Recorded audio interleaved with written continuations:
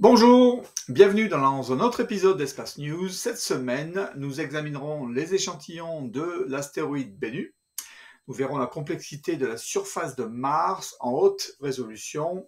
On parlera de Starbase, des progrès de Blue Origin sur New Glenn, de bases lunaires et les lancements de la semaine, y compris la mission Psyche.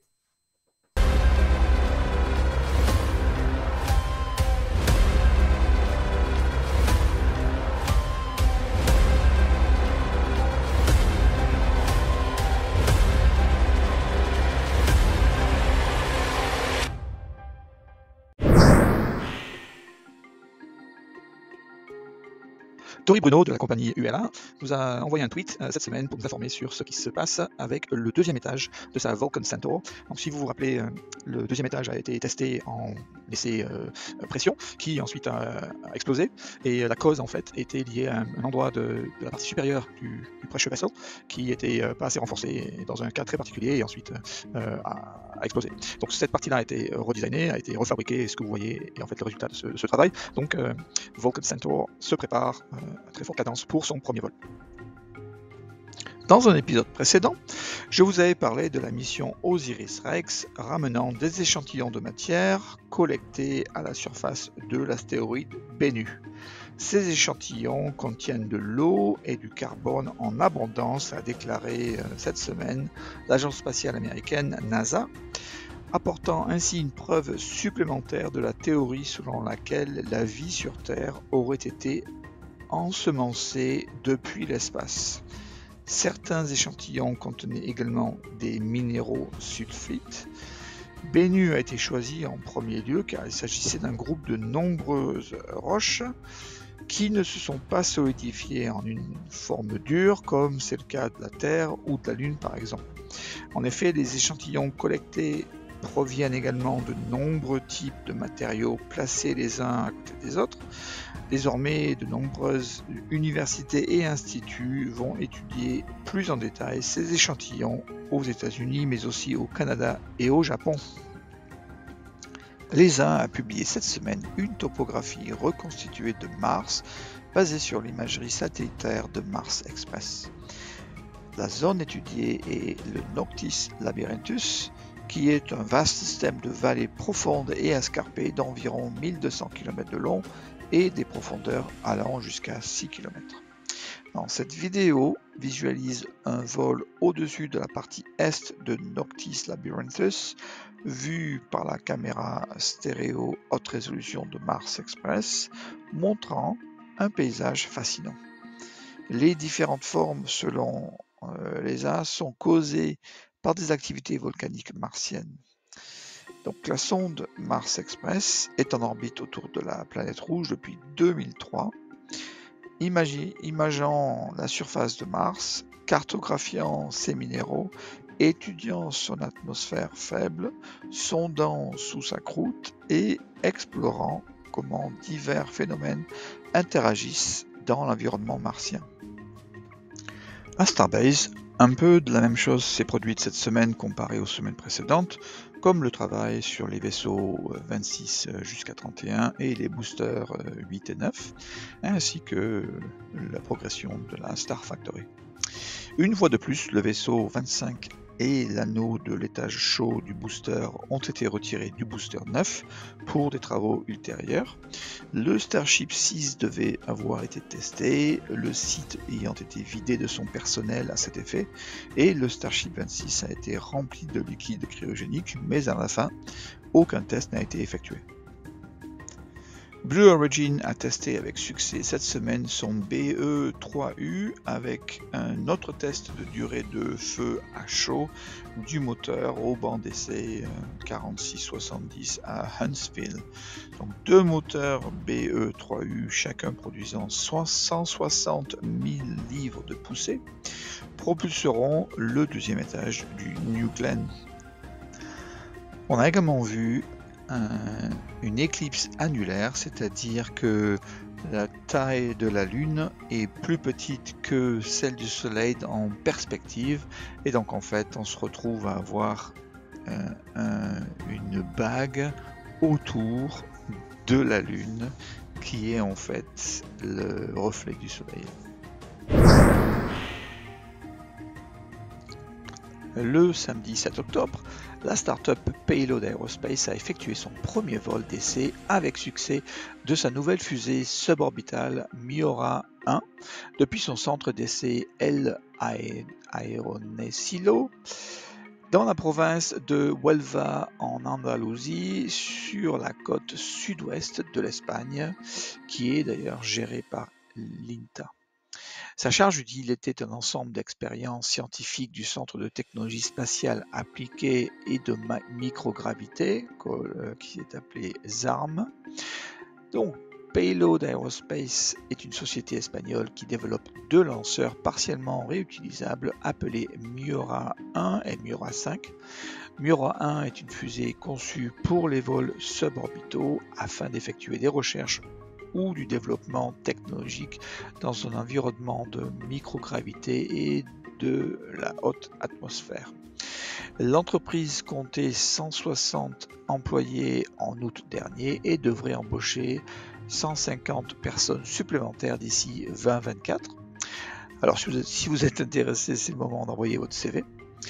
Il faut savoir que, un peu comme SpaceX qui a développé son Falcon 1 juste pour se faire la main, Payload Aerospace développe le Miura 1, mais ultimement ils vont continuer avec Miura 5 et bien d'autres dans le futur.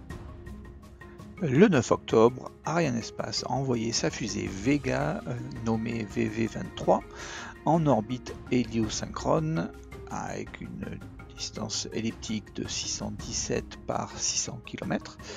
Depuis son ELV, son centre spatial guyanais à Kourou, en Guyane française. La charge utile était Theos 2 de l'agence de développement de géoinformatique et de technologie spatiale GISTA et Formosat 7R, également connu en anglais sous le nom de Triton, de l'agence spatiale de Taïwan, aussi appelée TASA, ainsi que 10 autres petits satellites se partageant l'espace restant dans l'intérieur du carénage. Le même jour, SpaceX a lancé un autre lot de 21 Starlink V2 Mini depuis le Space Launch Complex 4 Est à la base spatiale de Vandenberg en Californie pour sa mission appelée Groupe 7-4 à bord d'une Falcon 9. C'est également d'ailleurs le 14e vol de son booster au premier étage, atterrissant sur son drone ship Of Course I Still Love You. Le 13 octobre, SpaceX lance son Falcon Heavy pour sa célèbre mission Psyche. Donc, Psyche 16 est un astéroïde que la NASA voulait lancer déjà l'année dernière, mais en raison des retards dans les tests de fonctionnement du satellite et une fenêtre de lancement très spécifique qui est demandée, elle a dû retarder ce vol jusqu'en octobre de cette année. Alors, la mission Psyche est un voyage vers un astéroïde unique, riche en métaux, en orbite autour du Soleil, entre Mars et Jupiter. Donc, ce qui rend l'astéroïde Psyche unique, c'est qu'il semble être le noyau de nickel-fer exposé d'une ancienne planète, l'un des éléments constitutifs de notre système solaire. Parce que nous ne pouvons pas voir ou mesurer directement le noyau de la Terre, Psyche offre une fenêtre unique sur l'histoire violente des collisions et de l'accumulation des particules qui ont créé notre planète Terre, par exemple. Donc le Falcon Heavy a décollé du Space Launch Complex 39A du Kennedy Space Center en Floride. Son premier étage central était tout nouveau, ce qui est souvent le cas, et a été dépensé en raison des hautes performances requises pour cette mission et s'écrasera dans l'océan Atlantique. Ces étages latéraux ont été revolés pour une 4e fois et sont retournés au site de lancement du Kennedy Space Center pour atterrir sur les zones d'atterrissage connues comme 1 et 2. Le satellite atteindra l'astéroïde 16 Psyche en août 2029. SpaceX a lancé une Falcon 9 avec 22 Starlink Mini V2 satellites en orbite terrestre basse à 530 km d'altitude pour une mission appelée Groupe 622. Le lancement a eu lieu au Space Launch Complex 40 à la station spatiale de Cape Canaveral en Floride. C'était d'ailleurs le 14e vol de ce booster, ou premier étage, qui atterrissait sur le drone ship A Shortfall of Gravitas. La Lune est recouverte de regolith, qui est une fine particule ou poussière si fine et abrasive qu'elle peut endommager les moteurs, les vaisseaux spatiaux et obstruer les combinaisons spatiales, comme on l'a vu lors des missions Apollo. Par exemple, lorsque le rover lunaire Apollo 17 a perdu son aile arrière, le véhicule est devenu tellement recouvert de poussière qu'il a menacé de surchauffer jusqu'à ce que les astronautes improvisent une solution à l'aide de cartes lunaires recyclées. Également, le rover soviétique Lunokhod 2 a été en effet péri à cause d'une surchauffe lorsque son radiateur s'est recouvert de poussière. Donc les scientifiques cette semaine ont révélé un moyen de minimiser la poussière lunaire. L'idée est d'utiliser un laser puissant depuis la Terre pointant vers des zones spécifiques de la Lune afin de faire fondre et donc solidifier le regolith pour créer des routes ou des sites d'atterrissage, réduire en fait la poussière lunaire lors des atterrissages ou décollages et des déplacements au sein de la base lunaire. Les images de cette semaine sont celles du télescope spatial James Webb qui a observé la nébuleuse d'Orion et l'amas de Trapèze à l'aide de l'instrument caméra proche infrarouge. Les nouvelles images offrent une résolution spatiale et une sensibilité spectrale sans précédent par rapport au télescope précédent dans ce domaine. Cet équipement a la capacité de collecter une large gamme de longueurs d'onde. En termes plus simples, il peut collecter des informations allant d'un signal haute fréquence ou haute énergie ou des signaux basse fréquence ou basse énergie. La première image est la nébuleuse d'Orion, vue en mode haute fréquence. De nombreuses jeunes étoiles sont entourées de disques denses de gaz et de poussière qui pourraient former des planètes selon l'ESA.